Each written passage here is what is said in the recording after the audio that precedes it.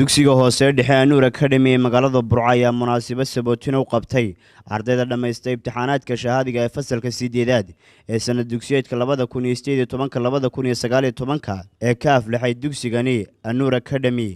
madashani ballaaran ee ka qabsantay howlka jaamacadda ee Shifa ee magaalada Burco. xafladani oo ahayd mid hanaankeeda dhicitaan ay si heersare uga soo shaqeeyeen maamulka, macallimiinta iyo ardayda dugsigaasi, taasoo ay ka soo qayb galeen madax ka socota wasaaradda waxbarashada, maamulayaasha dugsiyada sare iyo kuwa dhexe ee gobolka Togdheer, waalidiin iyo sidoo kale marti sharaf kale. ugu horreyna waxaa madashaasi ka hadlay gudoomiyaha guud ee dugsiga Anuur Academy Maxamed Cabdi Axmed iyo maamulaha dugsiga hoose dhexe ee Anuur Academy Maxamed Cabdilaahi Gasso, kuwaasoo hadalla bogaadinayo waano iskugu jira u soo jeediyay ardaydaasi. waa ardaydani waa ardaydii dugsiga Anuur Academy ee grade 8 ka fasalka 8aad sanadkan ka qalin jabisay 2018 ilaa 2019 sanad dugsiyeedkaas.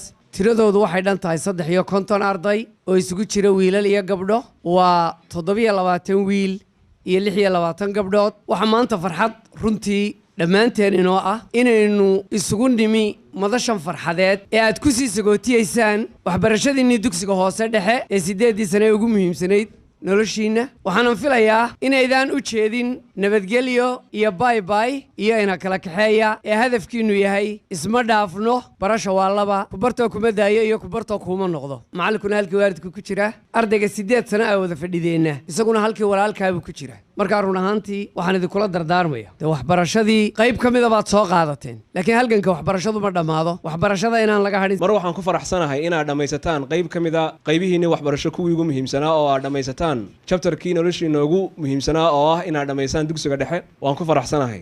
marna waxaan ka qiiroonayaa oo aan ka naxsanahay maadaama arday aan muddo aad u fara badan oo xudhigayay ay maanta iga gudbayaan oo ay iga tegayaan inaan isagootiyo anigoo jeclaa inay la joogaan waan isa suuragelinin. macallin kastaaba meeluu joogaba wuxuu ku farxaa sida maamuluhu uu sheegay ardaygii uu waxbaray oo wax noqday. macallinku waa shakhsiga keliyaatee aan nasan ilaa intuu ka godgelayo, waayo maalin kasta wuxuu soo saarayaa dufcad. tii hore hadday guulaysatay haddana tii kale unbaa daba taal inuu sii eego tolo maxay noqdeen. macallinkana waxaa hoog ugu daran oo uu dareemaa dhibaato, oo uu dareemaa argagax, oo guuldarro dareemaa maalinta hal arday oo ardaydiisa ka mid oo ka hor yimaado isagoo oo lumay ama khasaaray.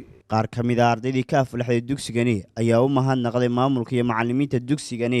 macallimiinteeda sharafta iyo qiimaha leh aan uga mahad celino 8 sano ay waxna soo barayeen. aad uga mahadnaqaya macallimiinta intaas oo dhan nala soo shaqaynaysay, na garab taagnayn. arrin aan go'aan wadan tashiguna ka gudan yahay marka aan garaad hagin gubashaad ka dhaxashaa. geesta kale waxaa halkaasi hadalka iska daba qaatay mas-uuliyiintii ka socotay wasaaradda waxbarashada, maamulayaashii kala duwanaa, macallimiin iyo marti sharaf kale oo hadalla kala duwan ka soo jeediyay goobtaasi. ardaygu wuxuu la mid yahay qof sallad wata oo qofkii uu tagaaba uu wax ugu ridayo aqoon u dheer yahay ilaa uu ka gaadho heer isagu salladiisii intay buuxsanto uu ka sabalay gareeyo isagu markaa kuwii markaa iminka waxaa maraysaan meeshii idinku tiinniya aad sabalay garayn kartaan ama macallinkii ama arday aad odhan kartaan.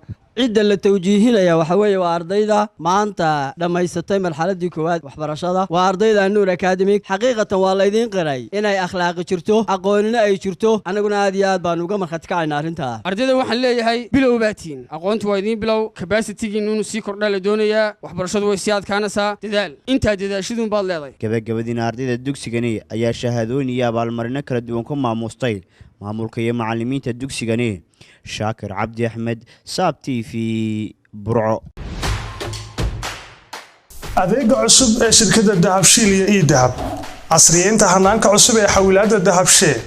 haddaba macmil, adeegan cusub ee casriga ahi waxa uu kuu sahlayaa in adiga oo jooga gurigaaga ama goobtaada shaqo aad lacag ugu xawishid asxaabtaada iyo ehelkaaga jooga daafaha dunida.